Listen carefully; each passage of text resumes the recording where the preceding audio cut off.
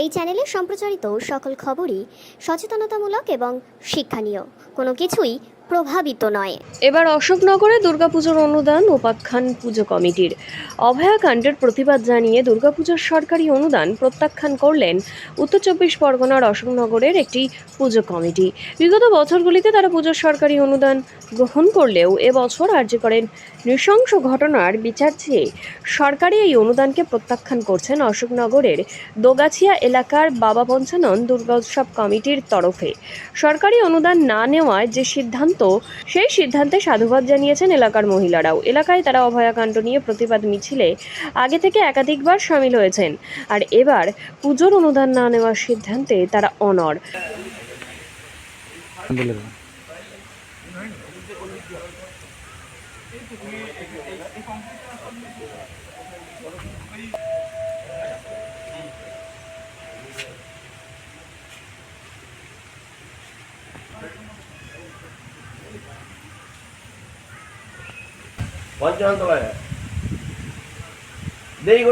আসলে এই ঘটনা ঘটার পরে আমরা মিটিং করি পুজো ব্যাপার নিয়ে।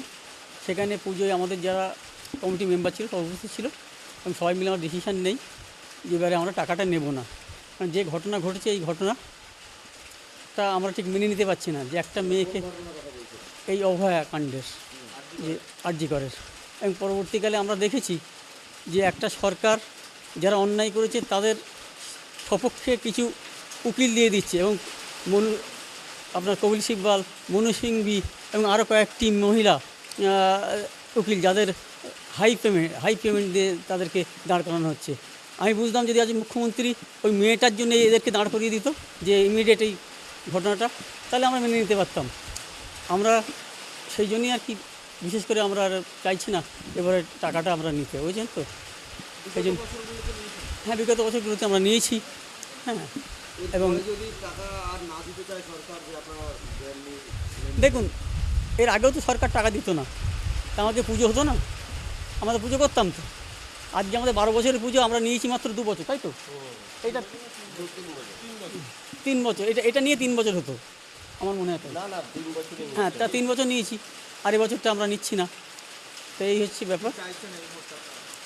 আমরা চাই অভয়ান বিচার পাক, জাস্টিস পাক এবং যারা দোষী তারা শাস্তি পাক।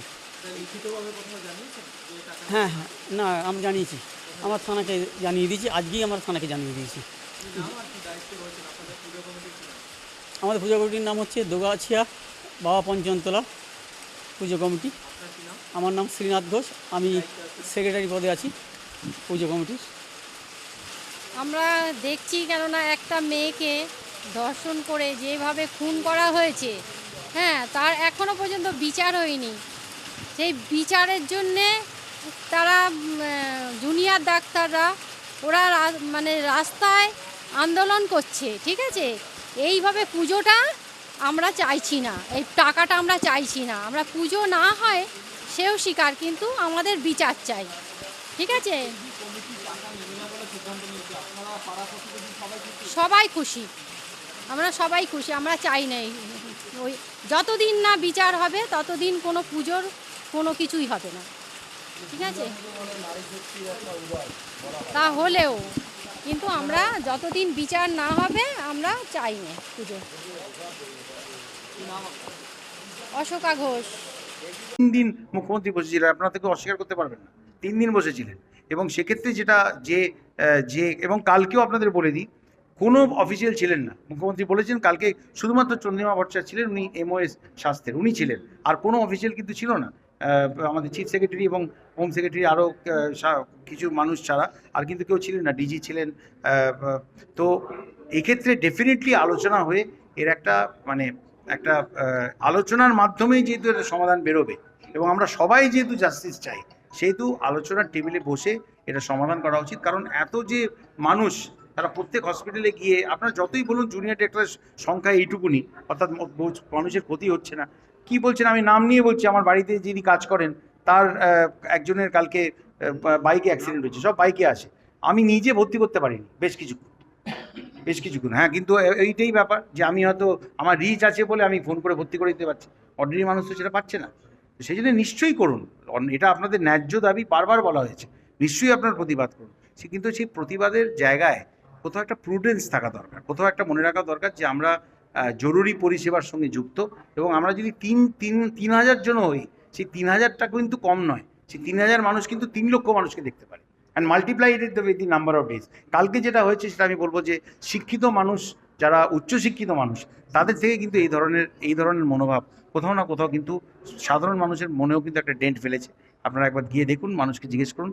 আমার মনে হয় যে টেবিলে বসা উচিত, এবং যে ভালোবাসার সঙ্গে তাদের ডাকা হচ্ছে সেটাকে সেইভাবেই নিয়ে যারা বয়োজ্যেষ্ঠ, একটা রাজ্যের মুখ্যমন্ত্রী, কোথাকার হোম মিনিস্টার, আমি বলছি তো আমি কেন্দ্রেরও সমস্ত দেখেছি, সেক্ষেত্রে আপনি কন্ডিশন নিয়ে এভাবে, এবং আপনার কন্ডিশন মেনে নেওয়া হচ্ছে, সেক্ষেত্রে আপনি যান, আপনার আলোচনা করুন, এবং সুপ্রিম কোর্ট, সিবিআই কাজ করছে, নিশ্চয়ই আশু এটার সমাধান হোক, এবং পুরো সিন্ডিকেট, পুরো কটেরি যারা এর সঙ্গে যুক্ত, সবাইকার চরম শাস্তি হোক। আমি ক্যাপিটাল পানিশমেন্ট বিলিভ করি না, কারণ ওটা ইরিভার্সেবল, কিন্তু আমিও বলবো যে এক্ষেত্রে ডেফিনেটলি এই ধরনের ক্রাইমে ক্যাপিটাল পানিশমেন্টই হওয়া উচিত।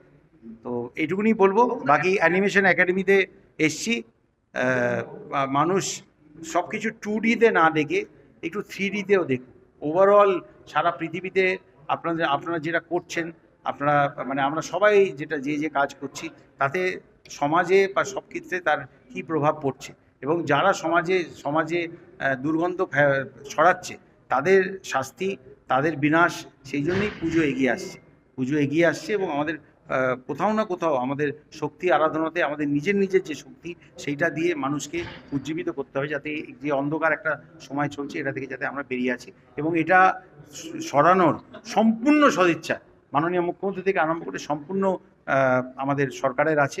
এটা আমি দৃঢ় গলায় আপনাদের সামনে বলে দিতে চাই। Thank you so much. এটা কেটে জায়গা পাবে না, 3-4টে